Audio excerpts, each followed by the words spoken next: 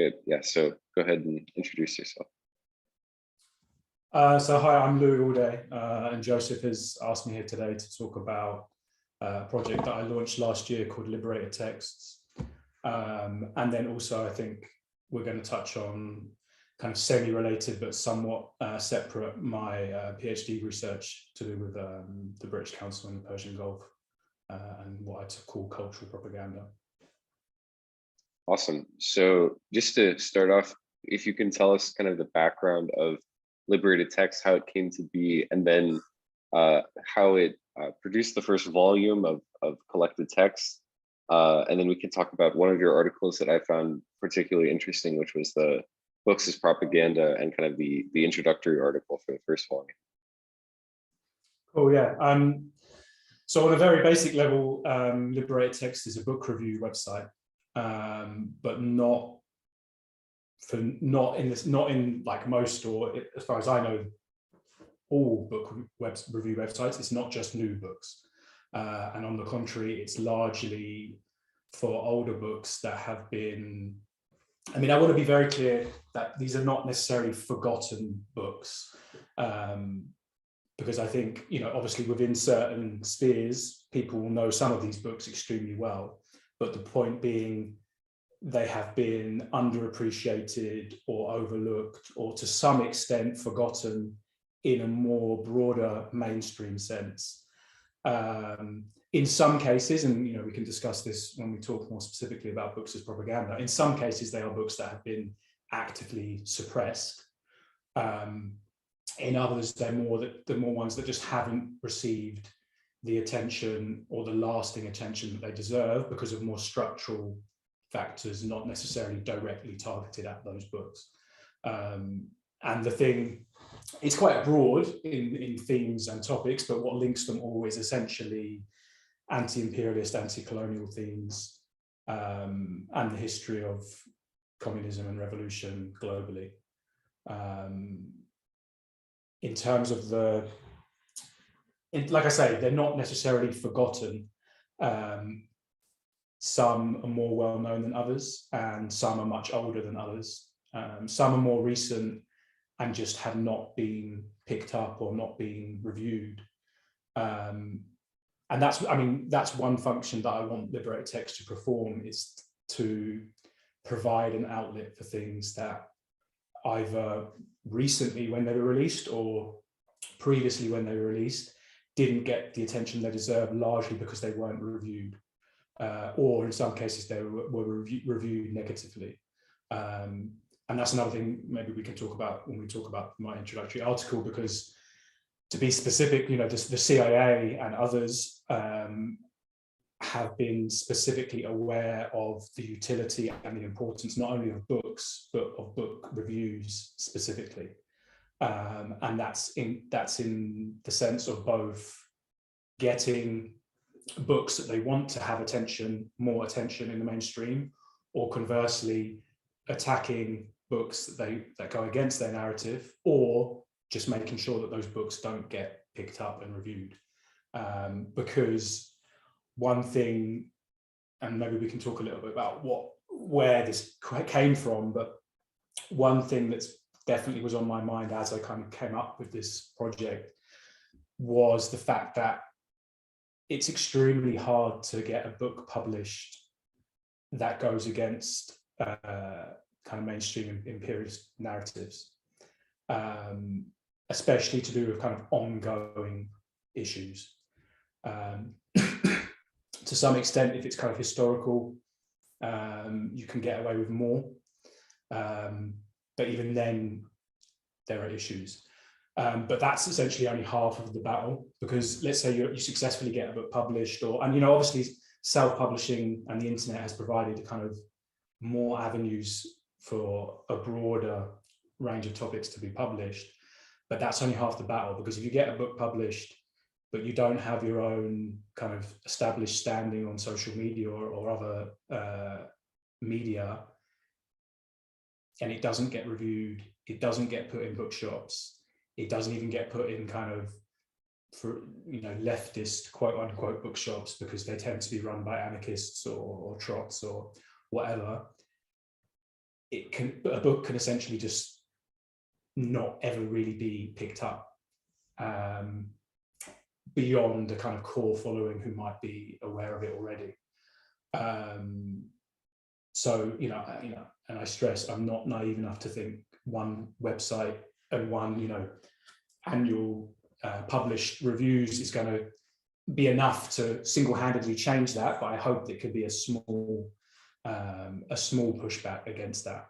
And I guess it would maybe become a little bit less abstract if we discuss a little bit more of the detail, but it's up to you how you want to do that. Yeah, so I thought you did a good job of discussing this in your first article, the introductory article on books as propaganda.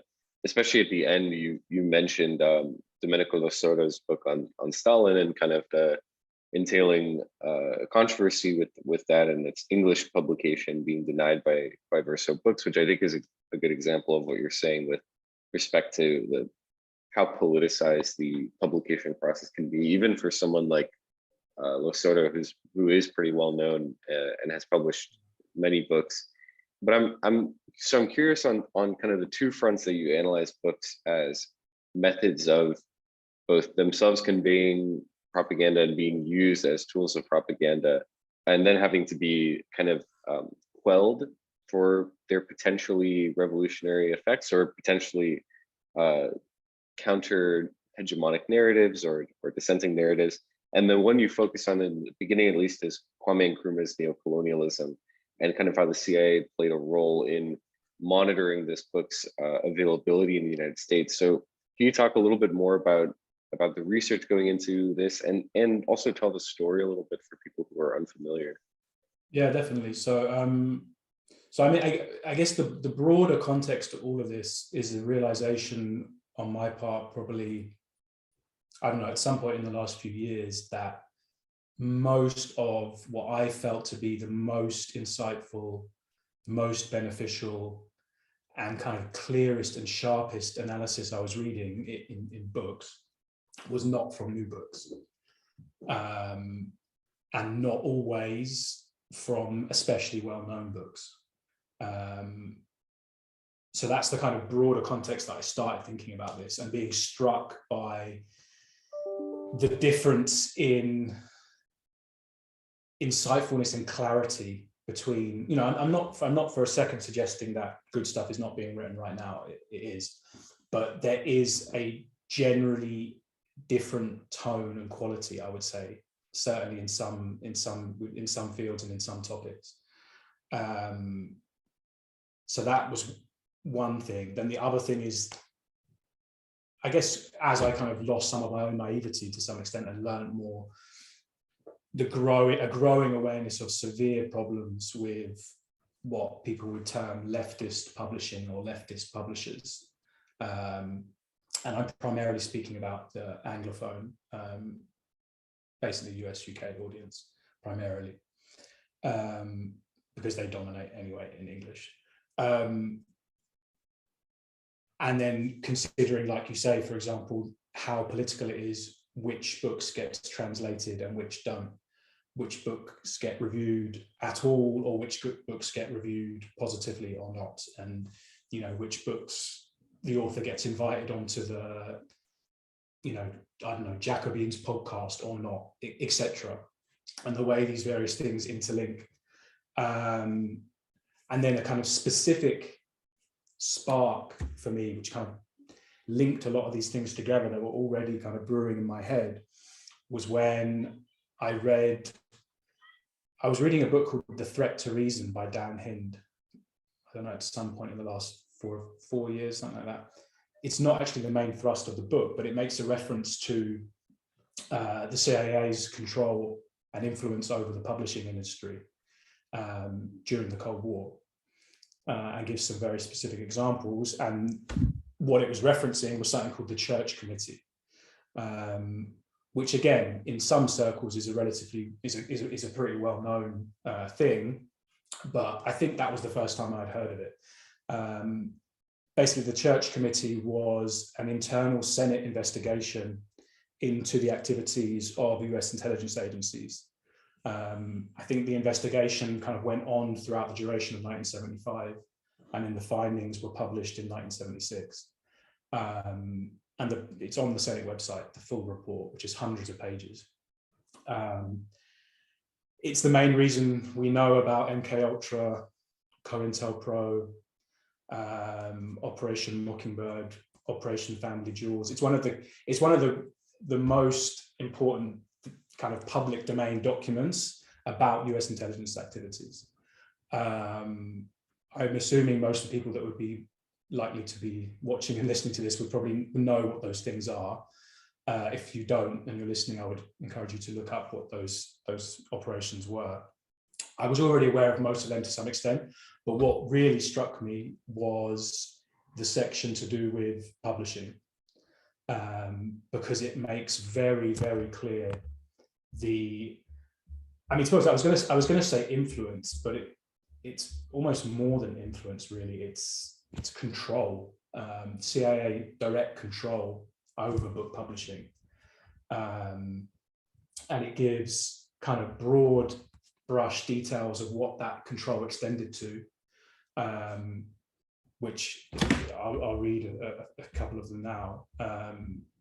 The CIA could get books published or distributed abroad without revealing any US influence by covertly subsidizing foreign publications or booksellers.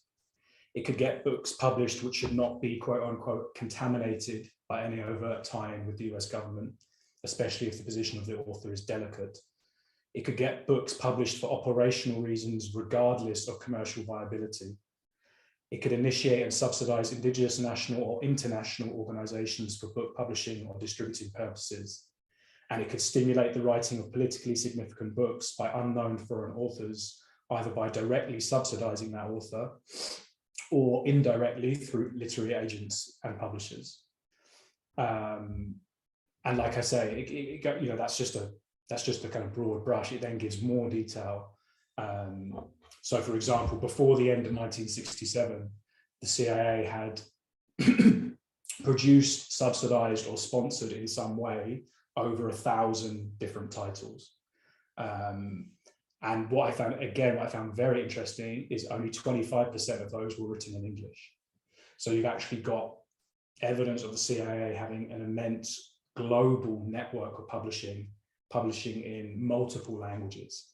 And it says sometimes the author of those books were aware they were being subsidized by the CIA, and sometimes they weren't. And that's a common thing throughout what has been documented in the Cold War, for example, in the Cultural Cold War and other books,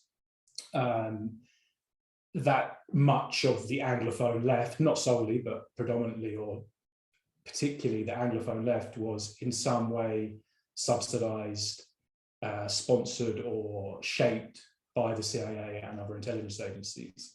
And again, this is all extremely well documented. And I guess what reading this from my position at the time a couple of years ago, it immediately made me think of contemporary issues. One obvious example being Syria, a topic on which reams and reams and reams of really bad, basically overtly pro-imperialist books have been published, but by leftist authors. Leftist authors, but also by leftist publishing houses, and kind of using a lot of the terminology of the left and presenting itself explicitly as a leftist position, but something that the State Department would barely change a word of, really that bad. So that says to me that, and that's just one example, that says to me that even though, I'm not suggesting for a second the role of books and the influence of books is the same in 2022 than it was in the 60s,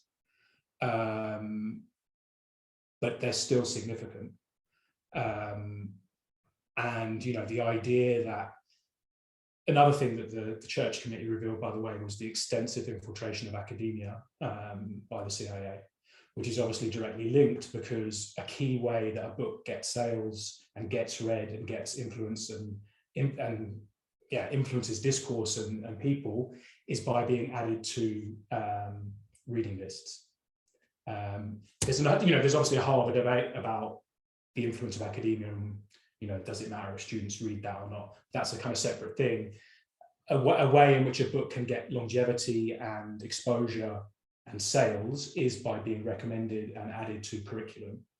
And so if you've simultaneously got the CIA having immense influence, if not control, over publishing, and then similar in academia, that obviously is going to amount to an extensive influence over discourse. And this is putting it crudely, but the intention basically of that campaign was to create a left, quote unquote, the left that was anti-communist and not anti-imperialist. So, on some issues would be good. They would allow, even in these journals and magazines that we know were now funded by the CIA, there would be some good stuff in it, and writers that you would be very surprised to write in them. In those cases, presumably because they weren't aware of the CIA funding, because they used, umbrella front organizations and had these umbrella networks. And so what was kind of in my head reading this was, the idea that the CIA developed this enormous network of influence and control and assets, and then packed it up after the end of the Cold War. It's a laughable proposition. Obviously, what they did is maintain, sustained, grew, improved, enhanced these networks. And of course, a major change since that time is the internet, which has provided another sphere of, another battleground of information, basically. But I guess one of my contentions and the contentions of liberated text is that books still matter. And there's been numerous things kind of, as these ideas have been forming in my head, that have kind of further compounded that feeling for me. A quite obvious one is you regularly come across revolutionaries or political leaders talking explicitly about reading a certain book or a certain author having an extremely formative impact on their trajectory in their life. That's very common. Or for example, I remember being very interested in when I discovered the list of 100 books that George Jackson had in his cell when he died, which is like incredible.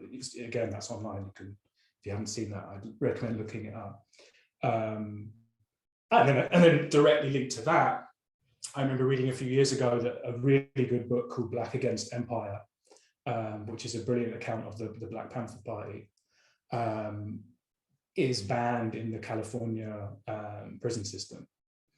And then again, reading a little bit more to that, lots of books are banned in different prison systems in the US. So again, that tells me that, essentially our enemies are aware of the power and importance, ongoing power and importance of books.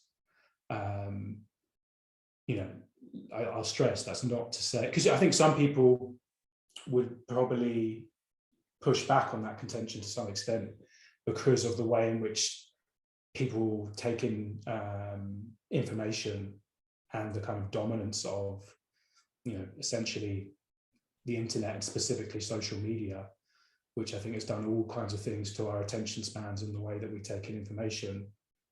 I'm not suggesting otherwise, but I think there is still something about books. And to go back, I've kind of wandered a little bit, but to go back to your specific question, I'm not sure if this was the final thing that pushed me actually specifically to this project, but it was certainly one of them. And that was discovering, two things. The first, discovering an internal CIA review of Nkrumah's neocolonialism, which I read for the first time maybe 5 or 6 years ago. If anyone hasn't read it and they're listening, I would highly recommend reading it. So yeah, it was extremely interesting to see or to read the CIA review. That was, I think it was written by one of their internal archival intelligence people, and sent to various senior people within the organization. The tone of the review itself is kind of quite neutral. Like, it's not like an attack on the book or on Nkrumah, but it's not hard to discern that they're concerned with this book. And they highlight a specific chapter, because it's saying it's of most interest to the CIA, and it's in that chapter that Nkrumah basically names names and outlines very, very clearly how and who is responsible for enforcing the US neocolonial role in Africa. And I think that speaks to something I've realized over the last few years as well, is that it's relatively safe to take kind of abstract general positions against things, against imperialism or against racism, but it's when you name names, and when you name names not 70 years ago, you talk about things that are happening right now, that's when you get into problems.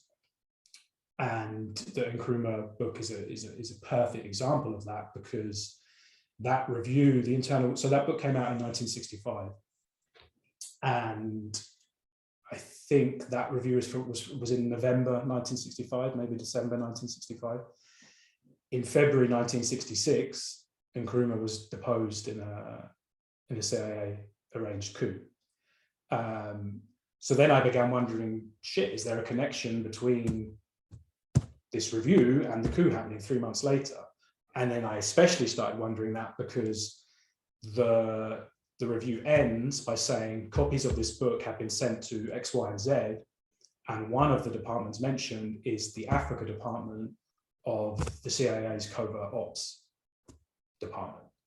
And it says, copies have been sent for these departments to take whatever action they deem necessary. So then I was amazed at a certain point after reading that review, when I was reading the transcript of an interview. Well, I initially read a transcript, and then I actually found the video of it, a video with Nkrumah's longtime kind of confidant and literary executor and editor, who was a British woman called June Milne. And she flat out, basically, she's asked about neocolonialism, and she flat out says she thinks that was the final straw and the reason for the coup, basically. And she would be in a very good position to if not know, to make a very educated guess on that. And she's completely explicit about that. And I mean, even without that, the timing is compelling. 2 to 3 months after that has been sent, he's deposed. So I guess, all those kind of things were swirling in my head. And there's one other thing that really stuck in my mind, which is on the Liberated Text website, which is a quote from the CIA's covert operations director in the 60s. And he said, books differ from all other propaganda media, primarily because one single book can significantly change the reader's attitude and action to an extent unmatched by the impact of any other single medium. This is, of course, not true of all books at all times and with all readers, but it is true significantly often enough to make books the most important weapon of strategic, in brackets, long-range propaganda. And again, I'm not necessarily arguing that remains the case and books are the most important weapon of long-range strategic propaganda, but I would argue that they remain significant.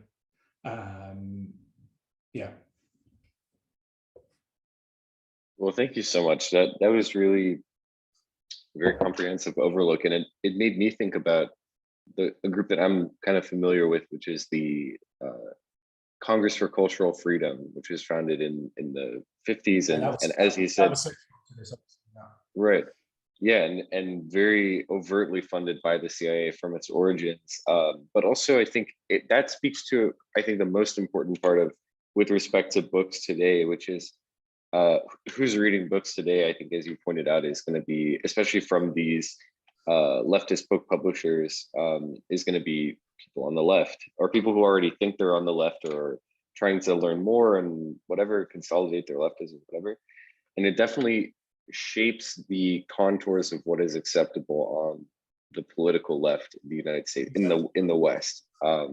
As you said, I think the most important part of that being not allowing for anti-imperialism in any substantial way, or enforcing sort of a view of leftism that is like domestic socialism and nothing international whatsoever.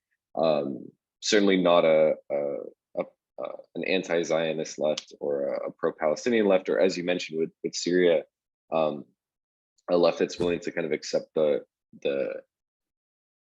kind of propaganda about the war and about, you know, the U.S. justifications for why we're bombing Syria, for example.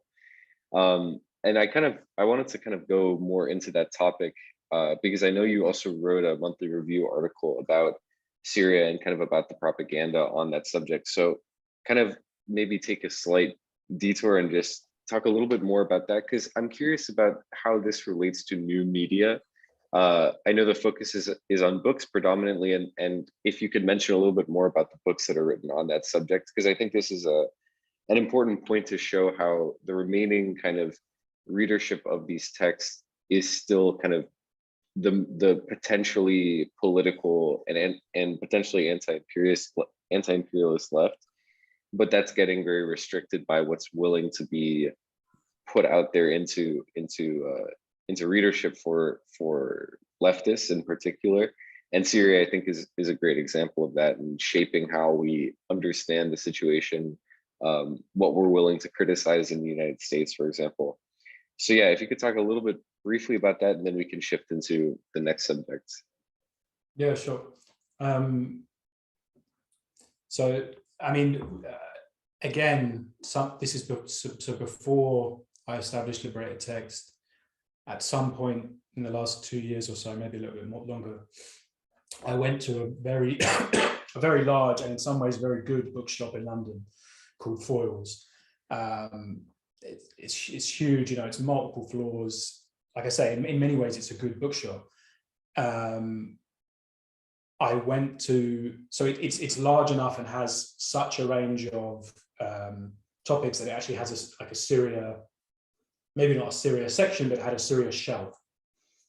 And I went to look at it, which, you know, I could imagine many people would do, wanting, you know, well-intentioned people keen to learn more would do that kind of thing. And I looked at that shelf and it was extremely depressing, because there were lots of books, most of them published in the last 10 years, well, 11 years now, since 2011. Many of them supposedly offering, you know, kind of the other view, or, you know, a left-wing view, or, you know, whatever that means. And like I say, they are imperialist propaganda. There's no other word for it. You know, a specific example is some of the stuff written by someone called Robin Yassin Kassab, who has been published more than once by Pluto Press. I mean, he's a reactionary. He is so in the article that you mentioned that I wrote in Monthly Review, which actually a very long time ago now, it was in 2016,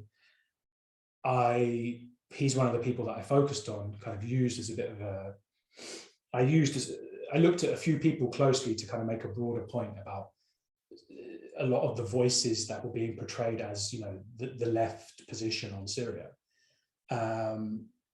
Yeah, I mean, no, exactly. He's openly reactionary. He openly cheered on military operations by Turkey.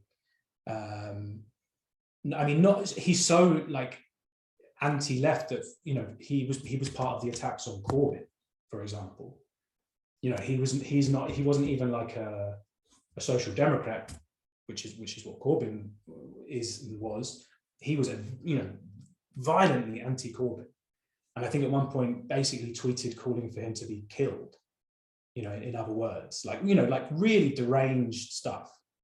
This is the guy who, and one of those books has been republished by Pluto.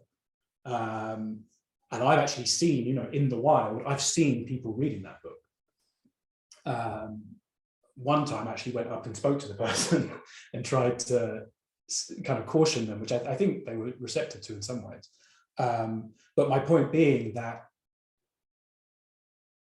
multiple books, not only by Pluto, including by Haymarket as well, and other, basically all of the main leftist publishers, they have published books that, if the US state was not involved in some way in their publication, if they were, they wouldn't have changed anything. I'm not saying that book was, manifested by the CIA. But the kind of salient point is that if it had been, they wouldn't have changed it. Because it essentially, like you said, people looking to learn more, to get deeper into whatever, being on the left, whatever people might think that means, and it funnels them back into a pro-imperialist position, where to even talk about the fact there is an enormous, large-scale US proxy war being run. This is, several years ago, because obviously now there's overt US military occupation of Syrian territory. But even before that had happened, there was an intellectual atmosphere and discourse where to even point out, well, no, hang on, there is an enormous, not even hidden, massive CIA proxy war being operated out of Jordan on one side and Turkey on the other, that is funneling thousands of fighters and arms into Syria. To even mention that, you were, you can imagine, you were, and still are, immediately an Assadist, a Putinite, a Stalinist, etc., etc., etc. And again, it's like you say, it's a clear disciplining process that you don't say that. And I know lots of people, to this day, who just don't really go there on Syria because they can't deal with the opprobrium that saying what they actually think they'll face. And there are clear, this is getting away from books now, but it's kind of linked to it. Because books, so I went on East Tissa podcast and spoke with Sina, and I think he's a little bit more of the mind that, people don't do the reading anymore. People don't read actually very much, which I'm not going to say there's probably not some element of truth to. But even if I accept that argument to an extent, what I would say was that it doesn't necessarily matter. So a book doesn't need to be read by everyone to have influence, because and again, this comes back to reviewing.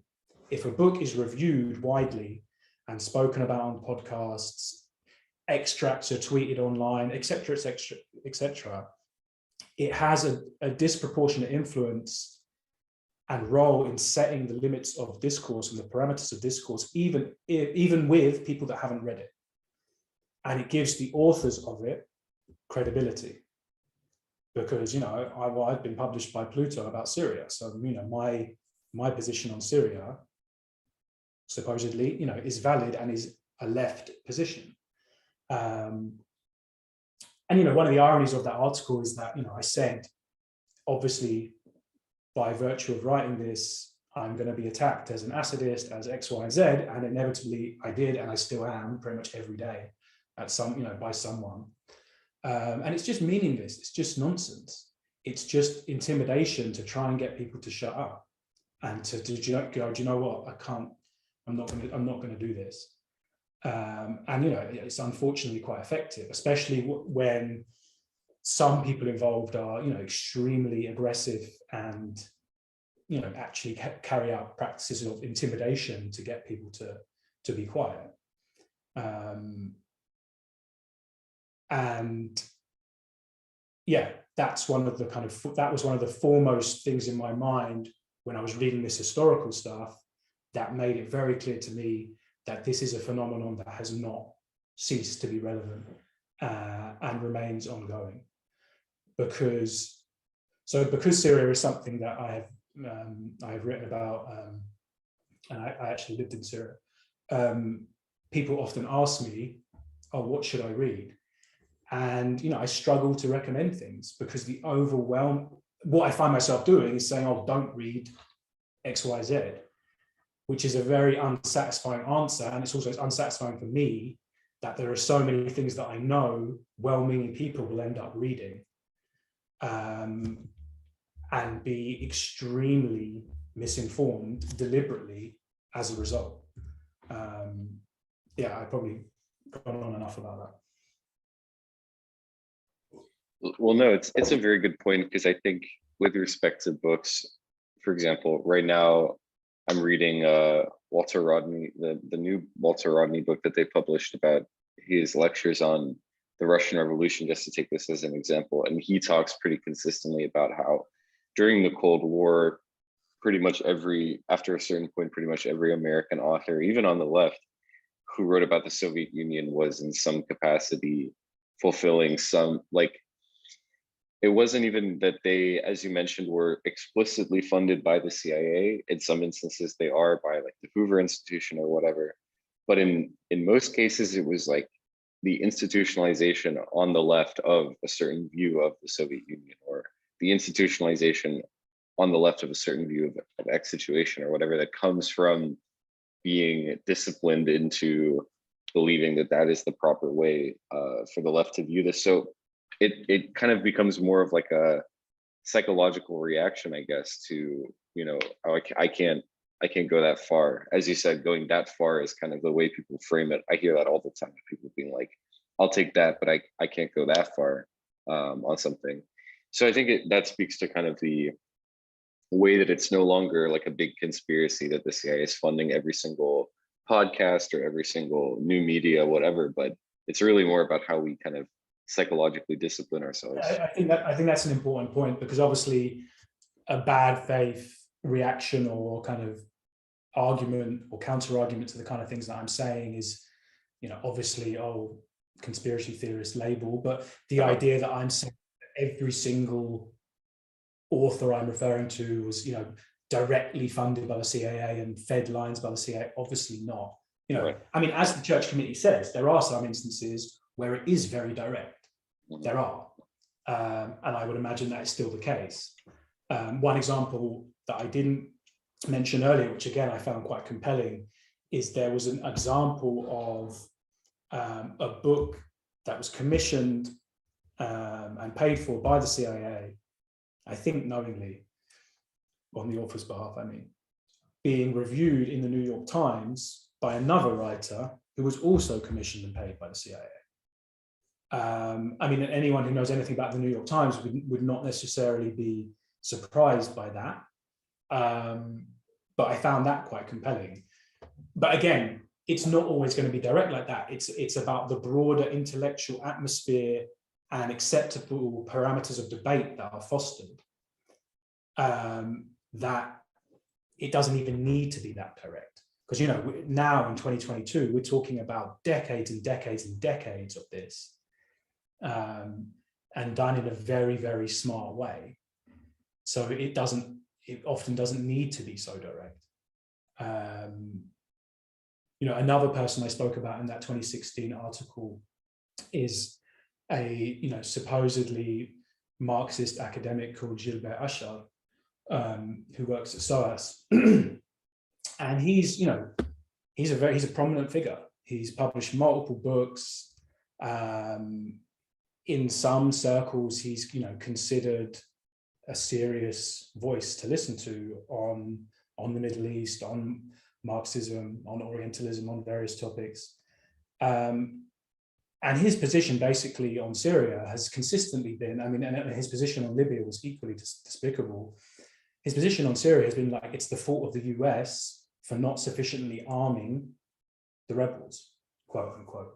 That's bad. I'm not even really being crude, that is his position. And this is after, even in mainstream sources like the Washington Post have revealed, billions and billions and billions of CIA money being funneled into arming these people. And not to mention the fact that a couple of years ago, it was revealed that Ashar was running a kind of basically like a secret lecture series for the British Ministry of Defence. And that briefly caused a bit of a ruckus, but he seems to have just kind of batted that off. And nothing really seems to stick, in spite of, for example, supporting, I mean, he later tried to backtrack, but he supported basically the NATO no-fly zone and intervention on Libya. I think officially his position was, the left should neither support nor oppose. But, what does that mean? And he explicitly said as well, for example, that, if there's a lack of clarity about what post-Gaddafi Libya looks like, we know for sure it's going to be better than Gaddafi's Libya, which is, over a decade on, it was obscene at the time, but what has happened in the 10 years since and what was predictably going to happen, it's just obscene. But none of these things really stick. And he's still a kind of, academic Marxist luminary. And to take it back to books, there was, I think last year, there was a translated volume, selected works of a Lebanese Marxist called Mahdi Ahmed. And Gilbert Ashar wrote the preface to that. And so, again, that's a political decision, because that gives him further legitimacy. He's introducing the work of a dead revolutionary who has no say. So yeah, sorry, one thing I should have said is he was assassinated in the 80s. And he has no say over that. And, these basically imposters like Ashar are taking credibility from dead revolutionaries whose work is being published, and they have no say in that.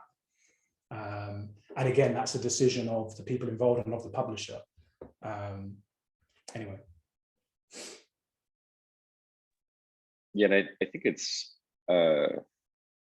interesting with respect to Libya, how uncommon it is still amongst the left to actually critically analyze what happened after the NATO intervention. So we did an interview with a Libyan in Sirte right now, who was telling us, I mean, he's grew up and lived there, and he was telling us about his life, basically 2-hour conversation about what's happened since the NATO intervention and afterwards, and just, I mean, unbelievably horrifying things, all very much because of the United States' role in Libya.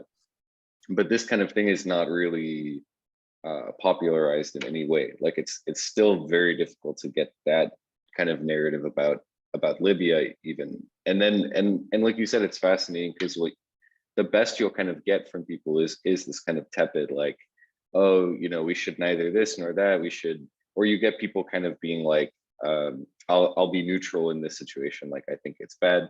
But I think it's pretty obvious that when you have a situation like that, the US kind of imperial role is very, or the Western imperial role in general is very imperative to resist, first and foremost. And when people don't outright condemn that, they kind of kind of defer that or kind of vacillate on that, it's pretty revealing what they believe. But I'd kind of like to pick up on that note too, with respect to not just the theoretical opportunities for resistance on the left, like the people who could be articulating an anti-imperialist standpoint but aren't because of propaganda. But I also want to touch on kind of the last subject, which would be how cultural propaganda plays a role in empire itself in justifying imperialism and in perpetuating imperialism and neocolonialism on a colonized population. So can we talk a little bit more about the British Council, Kuwait, Bahrain, and kind of how cultural propaganda is used also on a colonized population to keep them against rebelling against imperialism and neocolonialism? Yeah, so this, there's a bit of a shift from what we've been talking about, which is fine. and it's also a little bit difficult to know exactly what level to pitch what I'm saying, because the British Empire's role in the Gulf is not a particularly well known one. So just kind of, very compacted, simplified history. The Persian Gulf was never formally, or the countries on the coast thereof it was never formally part of the British Empire. It was never marked red on a map. More recently, when the British imperial role is acknowledged, they're occasionally referred to as protectorates, but they were never actually really protectorates either. They occupied a kind of quite strange, unclear position within the British imperial system, but nevertheless were thoroughly incorporated into it, to the extent that I've come across, for example, British officials at the time. The specific example I'm thinking of was in the 1920s, and they're talking about Bahrain, and they're saying, like, our position here, we have far more influence and control here than we do in some of the princely states in India. But strictly speaking, this isn't the British Empire. So it's a very interesting, and also what it's normally referred to now as is informal empire, which I think is quite a useful term. And so this began kind of more or less from the beginning of the 19th century, specifically from 1820. And it was initially a result of British concern with the trade routes to India. Obviously, over time, that transitioned, and with the discovery of oil, the region became important in its own right, not because of its proximity to India and trade routes, but that wasn't for almost a century afterwards.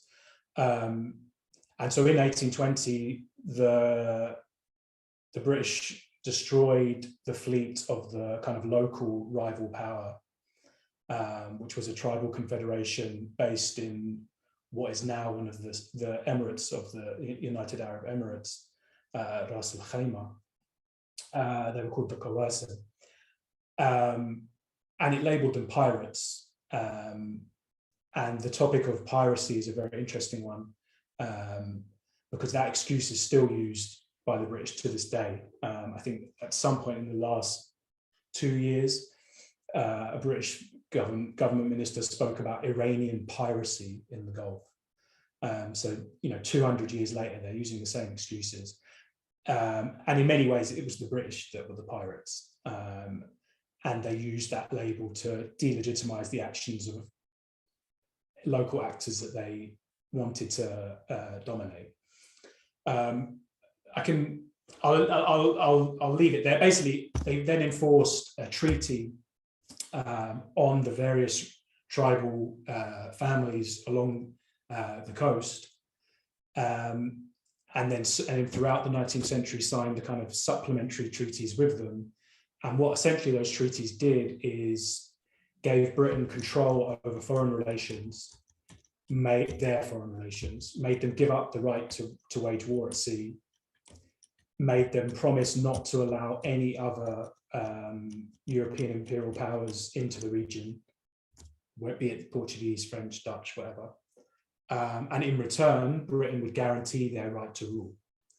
And it's the families that those deals were made with are the same families, more or less, in power now, 200 years later.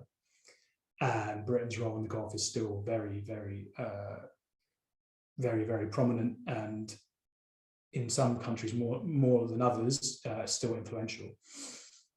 And that was basically enforced by the constant threat or actual use of violence. So they had a Persian Gulf naval squadron that, when required, if a ruler was deemed to be insufficiently pro-British, their fort or their palace or the town that they ruled from would be bombarded, and occasionally Marines land. But as is often the case with colonial relationships, many of these rulers enriched themselves and did benefit from from the kind of Pax Britannica. And then Britain began to establish naval and, when air travel was invented, air bases in the region. And by the 1920s, 1930s, it was referred to as like the Suez of the air, because it was the key refueling stop between India and Britain. And it's at that point that my research really begins, because it's at that point that Arab nationalist ideology, which at that point in time was increasingly taking on anti-imperialist character, began to enter the Gulf, specifically in Bahrain and Kuwait. That because oil was discovered there earlier, and for other reasons as well, had a more educated population with greater links to broader developments in the Arab world, more so, for example, than compared to what we now call the UAE, which was then called the Trucial Coast, by the way, as in they've signed a truce with Britain. And prior to that, it was called the Pirate Coast, for obvious reasons. That's not to say because they were pirates, it's because that's the term that was used by the British to delegitimize them, basically. And so the British began to get very concerned about this growing influence of Arab nationalism. And this influence was entering the Gulf in a number of ways. One of which was the return of students from the region, from universities elsewhere in the Arab world, in Iraq, particularly AUB and Beirut, to a lesser extent in this era, but more so later on in Egypt, in Syria. They were returning to the region and having been taught, in many cases, by Arab nationalists in these other Arab countries. They returned and they began to influence their peers. And then the other main way was the fact that there was a shortage, and the reason that happened, by the way, is because there was no further education facilities available in the Gulf. So anyone who wanted to study had to leave, basically. So that was a big concern of the British, especially as because previously people had often gone to Bombay, where they could be more monitored and controlled by the British authorities. But when they began to get more interested in going into other places in the Arab world, they were less able to be monitored by the British, and that was a big concern. Another concern was lots of non-Gulfi Arab teachers were employed in schools in the Gulf, especially in Bahrain and Kuwait, again, from Syria, from Iraq, later on from Egypt. And many of those teachers had trained in Iraq, which after, basically through the late 20s and early 30s, created an explicitly Arab nationalist curriculum. And many of those teachers used that curriculum in their teaching in the Gulf, and this began to be noticed by the British and caused a lot of concern. But a complicating factor for the British was they couldn't, not only from a kind of PR perspective, they couldn't clamp down on education. On a more self-interested logistical one, they couldn't, because this is at the exact time that oil deposits are being discovered in, I'm talking like late 30s now, in Bahrain and in Kuwait. So they were fully aware that they needed to begin to train locals, even if it's just kind of what they wanted to try and do is restrict it to technical education, because there was already resentment of the locals at not being employed in senior positions in the kind of emerging oil companies that were dominated by British or British Indian officials at a senior level on the whole. And that's where the British Council first comes in. The British Council had been established a few years before, in 1934. And the British Council was essentially established in response. So the British got interested in cultural and educational propaganda much later than European rivals, especially Italy, Germany, and France. And the British Council was kind of belatedly established in almost direct response, well, I mean, indirect response really, to Italian and German, and by this point, fascist Italy and Nazi Germany propaganda efforts in the Arab world specifically. And from the mid-30s onwards, for example, both Italy and Germany were broadcasting every single day Arabic language radio. Italy in particular was also operating a network of schools, many, for example, in Egypt. And both of them, Germany with more success than Italy, portrayed themselves as anti-imperialist, anti-British, pro-Arab, pro-Muslim. And Italy was less, I think one of the main reasons Italy was less successful in that is because simultaneously they were invading Abyssinia, and the people in the region weren't stupid. Whereas Germany could more credibly make that case. And they recruited kind of leading German Orientalists to speak on the Arabic language radio. And largely because of the way they portrayed themselves and because of anti-British sentiment in the region, much of it linked and growing to Palestine, it began to be successful. So that's the context in which the British Council was formed. And because of that, its first overseas office was in Cairo, I think in 1938. And then it moved into Iraq. And then for Iraq, it began, that's when British officials in the Gulf became aware of the British Council as a potential means of kind of expertise and support. And then essentially what my research and my PhD looks at is from that moment in 1939 when the British Council first got involved up until 1971, which is when formally the states of the Gulf got their independence, although Kuwait 10 years previously in 1961. What role did the British Council play in the broader British imperial project, which initially was very much focused on trying to maintain the political status quo? And as it became clear that that wasn't possible, the role of the council essentially shifted, or over time, the way it was conceived began to shift as an ideal means to preserve British influence and standing after formally the countries were independent. And more or less the British military presence had ended. And there were key kind of moments in that period from 1939 to 1971 that led to this change in kind of conception. One of which was the Abadan crisis, which is when Mossadegh, the president of Iran, privatized the Anglo-Iranian Oil Company refinery. And overnight, Britain needed to find an alternative source of oil, not only of oil, but also of sterling, of investment in the pound sterling.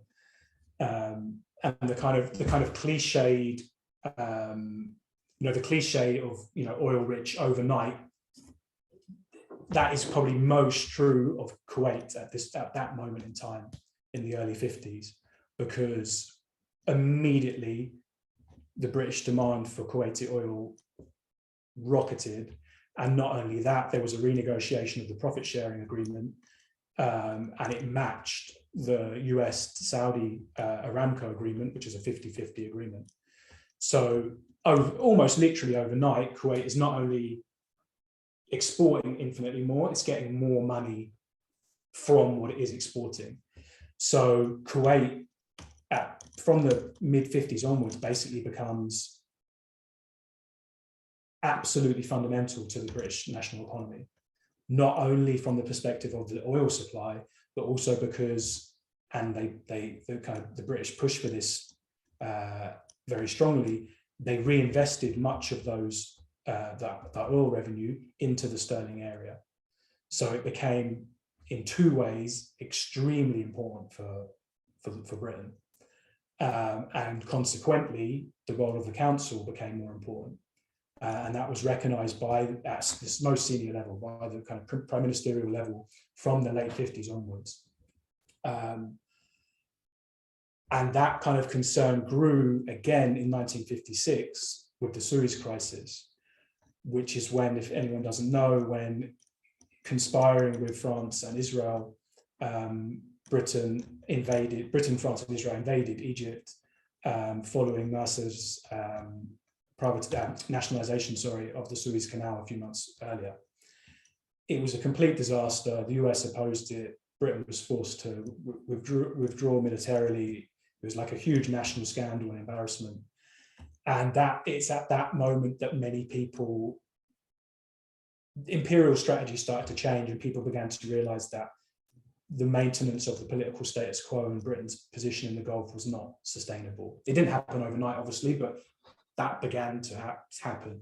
And consequently, the British Council began to increasingly be conceptualized as a perfect means to maintain that influence and standing. And this comes at a time when what's called, like TEFL, teaching English as a foreign language, is being consciously funded, shaped, and created by indirect cooperation between the US and the UK to really consolidate and formalize English's position as the global language. And I think a lot of people would be under the assumption that English almost kind of naturally became globally dominant language because of the British Empire and then the US Empire, almost as like just a side effect of that. But what's very clear from reading these documents is that it was a conscious and deliberate policy. And so in the mid-50s, there's a document saying, we've got an opportunity here to establish Britain as English as the global second language. And it specifically mentions kind of rivals for that position, which it says are tainted by political ideologies, and it either makes it very obvious, or it actually says it, that it's referring to Arabic and Chinese, basically. And it received, both from the US and the UK governments, begin to receive significant funding to consciously create this global position, this globally privileged position of English. And of course, the council, being a global network of primarily educational and cultural centres that teaches English, played a very prominent part in that. And it's part of basically linguistic imperialism, which is, there's a book called Linguistic Imperialism by Robert Phillipson, which is brilliant, which I'd recommend reading. And so by the 1956 and the Suez Crisis, Egyptian teachers in particular have begun, and Palestinian, but especially Egyptian, have become very, very dominant in Kuwait and Bahrain, and to a lesser extent throughout the region now, including in what we now call the UAE, then the Trucial Coast. And these are overtly Nasserist Arab nationalists on the whole. And they began to have a significant impact on public opinion in the Gulf. And a key point here as well, actually, is that British officials at this time commonly understood or commonly portrayed Gulfi Arabs as kind of being hoodwinked or emotionally manipulated by cynical Arab nationalist Egyptians. But what they didn't understand or couldn't understand is that it was not solely, or in many ways wasn't, like a kind of Egyptian imposition. There was genuine local Arab nationalist sentiment that was long-standing and had been growing since the 30s. And a really fascinating thing, for example, the Kuwaiti Ministry of Education made Arab nationalism a key component of the curriculum before Egypt did. Because up until that point, Egypt had been, the national curriculum had focused on Egyptian, like, pharaonic identity. And for example, one of the founders of the movement of Arab nationalists, founded by George Habash, was a Kuwaiti called Ahmed al-Khatib, who he only died actually literally a couple of weeks ago. So my point being, one of the things that handicapped the British attempts to suppress the popularity of Arab nationalism was the fact that they understood it as a completely external imposition largely by Egyptians, when actually there was a key local support base as well. I feel like I've massively meandered, so please interrupt me. No, it's perfectly fine, because that was all very fascinating. I guess my last kind of things I would be curious about is how this still plays a role today in Kuwait, Bahrain, and the UAE, and how, I mean, in particular, I'm kind of curious how this kind of cultural and linguistic imperialism have remained after the Gulf War, or potentially were affected by the Gulf War. If you can provide any insight into that, I'm kind of curious. Yeah, so I mean, sorry, maybe one thing I should have said is that one thing, the influence and the role of something which is so long-term in nature as cultural propaganda and educational propaganda it's hard to measure in like a distinct way. And actually that's an issue for cultural propaganda organizations themselves, because they often find it hard to quantify and justify their funding. And actually one thing I should say is the British Council these days receives much less government funding and is in many ways largely dependent on the English language teaching revenue it receives. Although that's interesting in itself, because one of the kind of key components that's been identified as successful, or an element of success of cultural propaganda, is identifying a need in the target audience and then providing that need, but not for free. Because if people pay for something, they're much less likely to think that it's propaganda. Because if you go to, let's say you go to the British Council and you're getting English language lessons for free, in many people's minds, you're going to think, okay, what are they getting out of this? But if it's a more seemingly transactional basis that they're just teaching English, you're paying them for it, you're going to be more open to the propaganda element of it, because you're not going to be so alert to it. But to switch back to its kind of relative success or not, I mean, throughout the Gulf, English is the predominant language in all technical and tertiary education. And in some countries more than others, English is becoming the dominant language. Obviously, I'm not suggesting that the British Council alone is responsible for that, but it's clearly a factor in it. And even things like, for example, the British Council pushed very much this idea that the best, almost implied only way to learn English is from a native English teacher, i.e. someone from England or America, or Britain or America. Research-wise, empirically, that's been shown now to be rubbish, basically. But that idea lives on very, very much so.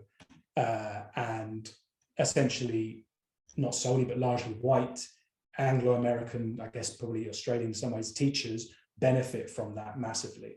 And there's been an article written specifically about that,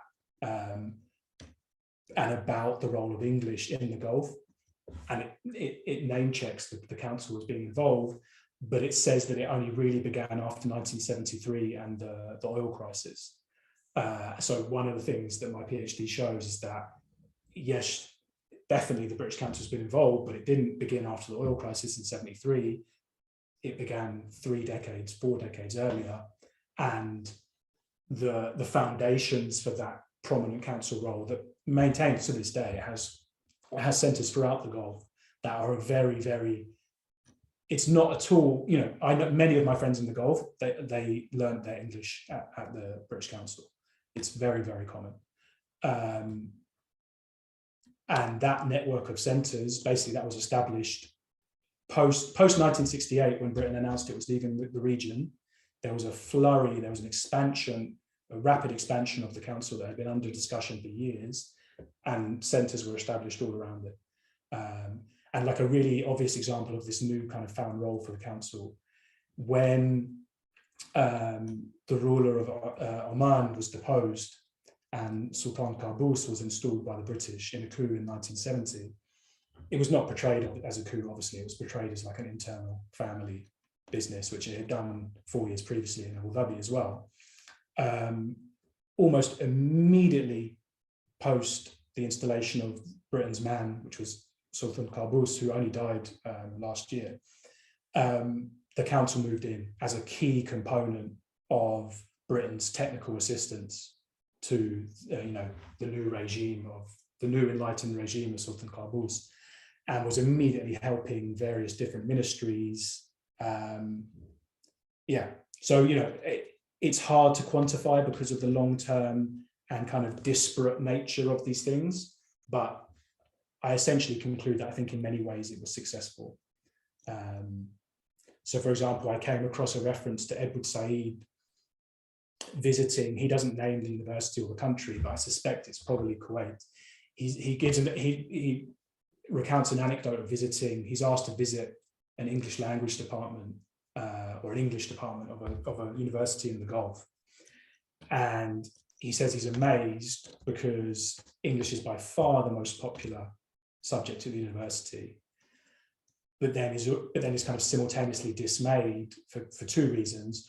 One, people are overwhelmingly choosing it just because it's the global lingua franca and it's the job in, airline industry, oil industry, etc. And they're just doing it to get a job. But then also that it's taught in an extremely antiquated way, a focus on technical language, which is something the British had always wanted, no interrogation or acknowledgement at all of the colonial inheritance and the reason that English is even being spoken there, and using a very kind of English-dominated curriculum, Shakespeare, etc., and no literature at all from the global south, or very little. And that's I think that was in like 1982. So if the council officials who the period that I study, if they read that anecdote, they would be very pleased with the impact today. Because also I should say, I'm pretty confident he is talking about Kuwait University. That was established with the help and cooperation of the British Council. And many of the first people that worked there had been British Council scholars who had studied in the UK. I mean, that's been a bit vague to some extent, but I hope that gives an idea of what I'm talking about. Yeah, and I think that definitely speaks to, as you mentioned earlier, the continued importance that Kuwait plays in the British economy and in the global oil economy. This is fascinating for me to listen to, because I was born in Qatar, and so I'm kind of thinking about my parents were working there at the time, both also English speakers, and that's kind of fascinating to think about how that reflects the importance of English in the Persian Gulf nations. So I think that's probably where I'll conclude, because I don't want to take up any more of your time, but thank you so much. And this was a I feel like it's been a bit rambling. I hope it's been it was very informative, and especially learning more about the continued kind of role that linguistic imperialism plays. I think that's a subject of fascination for a lot of people. Just how important it is about what languages are being given preeminence in post-colonial nations is very, very important. And I think that kind of does relate ultimately to kind of what we're thinking about in the group that runs the journal, about alternative forms of media and how to kind of utilize alternative sources of information, and in seeing, I think, what you've been kind of talking about, both the predominance of a certain viewpoint in publishing houses, but also in just how media is conveyed using a certain linguistic kind of framework and a certain, of course, neo-colonial framework. I think that kind of Yeah. impacts a lot of what we're really interested in. So thank you so much. It was very informative. It's a pleasure. Yeah. And Cheers, so John. I'll upload it and send it to you. And then I guess my last thing would be, is there anything you want to shout out or mention at the end? Anything people should look into more? I would say check out liberatedtext.com. If you're able to support what we're doing, because it's completely free, obviously, consider buying the first collected reviews, which you can find on the publisher Ed Magazine's website. And I guess one definitely another thing I'd say is lots of people have a book or books in mind that they feel are, more people should read this book, or this book is really underrated or overlooked, or if you've got a book in mind like that you'd want to write about and review, then Liberated Text is the perfect place to do that. Yeah, thanks so much. And I think definitely everybody should check it out. And it's a very good alternative reviewing site for sure. So setting up that kind of alternative to the very dominant reviewing platforms that exist right now. So yeah, thanks so much. Take care, and I'll stay in touch for sure. Thanks, Joseph. Awesome.